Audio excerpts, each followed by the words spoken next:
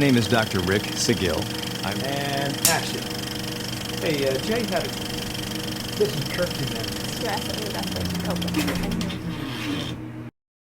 Hey everyone, it's Dr. Rick, and I'm going to do a self-experiment today. So those of you who follow me on my channel, you know I like self-experimenting, especially before I apply it to my patients and clients. I was doing a hypertrophy training module for July, August, and September. It's going to be October in a couple of days, and I've decided to cut down. But those of you who don't know about the waxing and waning of weight gain or muscle building, there are essentially two phases. One is bulking phase and the other is cutting phase when it comes to bodybuilding.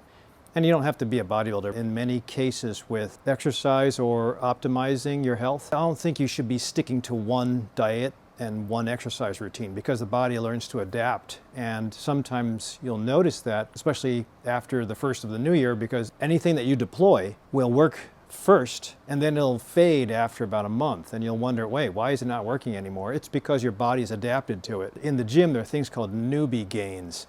And it's when you start from scratch and suddenly it's like you turn on muscle that hasn't been turned on in a while and you have great success, and then it fades. The body is very resilient in adapting to circumstances of starvation or circumstances of excess.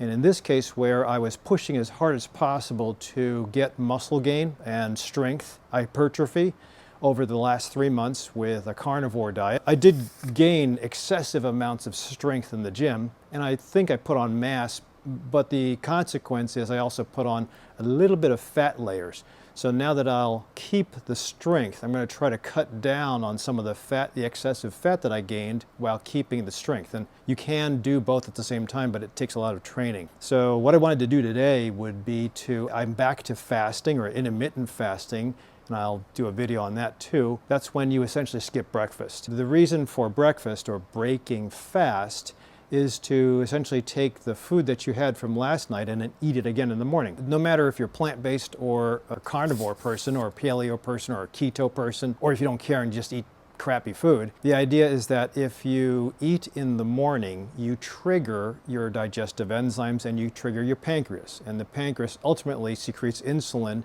higher if you take in more carbohydrate. It definitely secretes insulin if you take in sugar, and please don't do sugar. Sugar can be obvious if you have granulated sugar in the form of that white stuff. You really shouldn't be doing that. I know it tastes great, but it's going to destroy you. Of obesity, high blood pressure, elevated cholesterol, and it's not all from sugar, but it heavily is dependent on people eating sugar.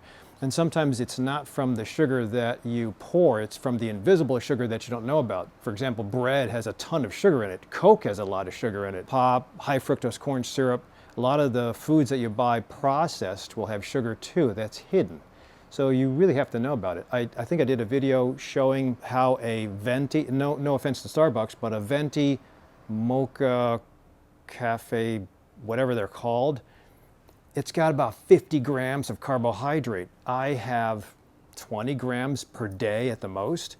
And if you have a venti and you have 50 grams, you just beat what I have in 3 days in one little drink. And that triggers insulin, and if you have insulin resistance, the science always changes, but it refines itself, so it gives us direction. So whether you go old school, whether you go with the Ornish and Pritikin diet, or you go with the new school, it's important to have some form of direction. And if you don't know what you're doing, if you don't know about periodization of exercise or periodization of nutrition, then you get somebody to help you, whether it's a registered dietitian or it's a physician. Bottom line is you get help. Because if you do it on your own, chances are you'll save money, but you might fall off the edge. Even with exercise, people who start exercises on their own to save money, usually there's a 50% chance that you'll give up within 3 to 4 weeks.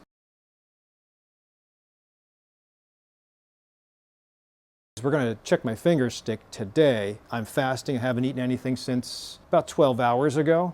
So this is an AccuCheck machine. It checks to see what your blood glucose is. Most machines out there are pretty accurate. They maybe range from 10 bucks, cheapest, without the strips, to up to 50 bucks. The newest stuff, which is called the Continuous Glucose Monitor, CGM, that's great. I did a video on the Libre Freestyle, which is awesome. You just put it on the side you don't sleep on, and you just take your phone and you tap the CGM and it gives you an immediate reading on your blood glucose. That is great because you can actually see how food affects your blood glucose.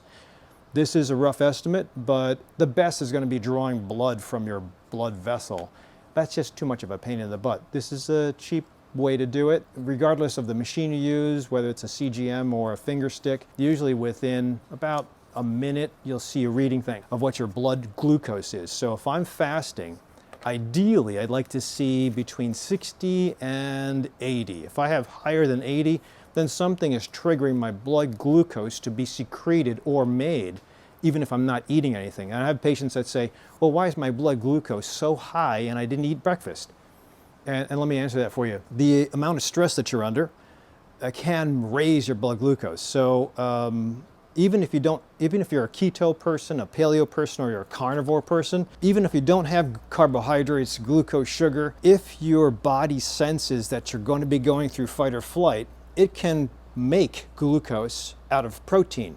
It can make glucose out of amino acids. It can make glucose out of fat. Specifically with regards to protein, it's called gluconeogenesis. The liver is beautiful at saving itself. So think of it this way. The liver has to constantly feed the brain. The brain cannot go without glucose. Well, it can technically go without glucose by using ketones, but just think of it that way. The brain always needs something. The heart always needs something. If it doesn't have, then you die. So an energy source has to be there, and if you're not eating anything or you're starving, your energy source has to be around for you to hunt for more energy. And the best way to do that is for the liver, or that great organ, to make energy out of something else. And it's going to be usually amino acids. So that's why even if you're starving yourself and you're down to like 100 calories a day, which doesn't usually happen, your body will utilize and break down your muscle to be used as glucose or ATP. And that's why people who lose weight, when they starve, they'll lose fat, but they'll also get weak because they're losing their muscle. They look really sick because they chop down their weight, but they also look very frail and sickly. They just look gaunt. So it's not the right way to do it unless you're in a hurry, but again, the likelihood is if you do it that way, your body will adapt to it, like the Biggest Loser phenomenon. People lost weight aggressively fast, tried to keep muscle, but the body adapted to that and then lowered their set point. Set point meaning how the body's metabolism worked. And unfortunately, even after they left the Biggest Loser, they increased their calories and they just gained a lot of weight, including more than baseline back. You really have to do this in a personalized approach and do it gradually and do it healthily. Don't do it on your own. Please consider investing in help to get the exercise, to learn about nutrition, to work on sleep. Well, those are the four things. Oh, stress busting is the fourth. But those are the four things that really get people to be successful in optimizing their lifestyle change to get to 100 or at least to get to 70 without any disease process. So my current, what's the glucose look at? Okay, hopefully you can see that. That's 92. And that's a little bit too high for me. So 92 milligrams per deciliter is okay as long as it's lower than, as long as it's lower than 100.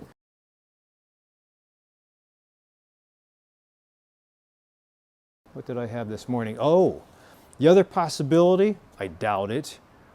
These are my supplements post-workout. I've got 2 of arginine, ornithine, and 3 of creatine. I didn't take them yet, but prior to this, I took my usual mornings. Let me just think. Magnesium, turmeric, saffron, and I also have tea. So I have green tea in the morning. That should not trigger an insulin response. It shouldn't give me a glucose hit. It's probably the stress. I mean, I drove here. So regardless, I'll do that again. It's a rough estimate. I might be so inclined to get my glucose at this point in time just to see. I love self-experimenting, but I hate getting my blood drawn. I might consider investing in the freestyle just to see what my numbers are and to fine-tune the way I fast and the way I eat and the way I exercise.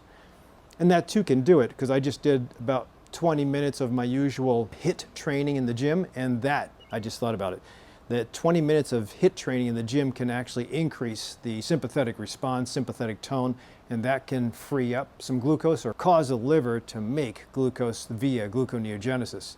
So if it did, fine. I'm still not cresting over 100, I might have to self-experiment the next couple exercise sessions to see if that's true or not. Bottom line is that you can manipulate your nutrition, you can manipulate your exercise to have the outcome you want as far as longevity, or at least to have the outcome you want as far as to beat and control your disease process. If you don't even do a nutritional or exercise regime, then the only thing that you're banking on is your medicines and your doctors to help you, and they will, but if you don't change the root cause, then the disease still progresses, or another piggyback disease will come up sooner or later. Please try to change the direction or the course that you're on and try to get healthy. I mean, you can always do your part and let the doctors do their part, but reversing disease is always going to be the first priority with you guys. Hopefully this gives you a couple of ideas. Please consider subscribing or sharing this with somebody who is also on the fence as far as optimizing health, starting exercise, or starting nutrition, and I'll see you at the next video.